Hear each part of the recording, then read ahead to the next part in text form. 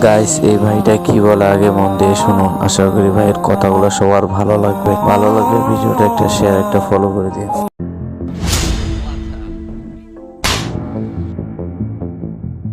Hello hello, বলছি কি এই গেলে মেরেছেন তো, এখানে আরেকটা মারেন না। আহা, তাকায় থেকে লাভ নাই, একটা মারেন না। আমি তো সকালবেলা গোসল করে ফ্রেশ হয়ে সুন্দর জামা কাপড় পরে বের হয়েছি আপনার হাতে থাপড় খাওয়ার জন্য। প্লিজ আরেকটা মারেন।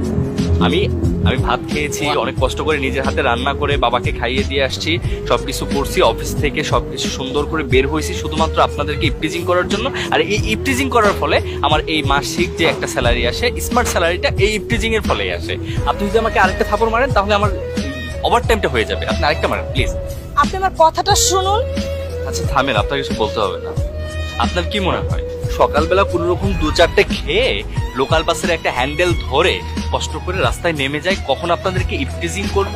এইটা ভেবে আমরা মধ্যবিত্ত ফ্যামিলির ছেলেরা এটা চিন্তা করি যে আমাদের ডিউটির ফাঁকে ফাঁকে রাস্তায় বের হবো, বের হয়ে আপনাদের মতো মেয়েদের সাথে আমরা ইপটিজিং করবো, আর ইপটিজিং এর টাকা দিয়ে আমার বোনকে ভালো কোনো স্কুলে পড়াবো, বাবাকে একটু ভালো চিকিৎসা করাবো, মার জন্য ওষুধ নিয়ে যাব, শুধুমাত্র আপনাদেরকে ইপটিজিং করব আর সেই টাকা দিয়ে এইগুলো করবো।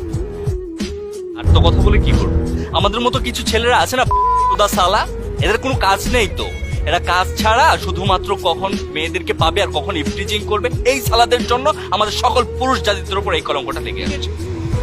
কি বলবো ম্যাডাম, আপনাদেরকে বলে তো কোনো লাভ নেই। আপনারা মেয়ে মানুষ তো, আপনাদের টেনশনটাই থাকে অন্য লেভেল, একদম নেগেটিভ সাইড। পজিটিভ সাইডে আপনারা কিচ্ছু ভাবতে পারেন না। আচ্ছা আপনি কি ভাবছেন যে আমি সকালে বের হয়েছি শুধুমাত্র আপনাকে ইপটিজিং করার জন্য, আপনার সাথে ইচ্ছে করে ধাক্কা লাগানোর জন্য? না ম্যাডাম, আমরা সবসময় না এইটা ভাবতে থাকি যে কখন অফিস শেষ করে বাড়িতে যাব, বাড়িতে যাওয়ার সময় মার জন্য ওষুধ নিয়ে যাব, বাবার জন্য কি নিয়ে যাব, আর বোনের টিউশন ফিটা কি দিতে পারবো কিনা, এইটা ভাবতে ভাবতে কখন যে অ্যাক্সিডেন্টলি আপনাদের সাথে ধাক্কা লেগে যায় এটা আমরা জানি না। আর এই ঘটনাটা ঘটার ফলে আপনারা ভাবেন যে আমরা ইচ্ছাকৃতভাবে আপনার সাথে ধাক্কা লাগিয়েছি, আমি একটা ফিল পেয়েছি, আপনারা টাকা দিবেন, সেটাই তো ভাবেন।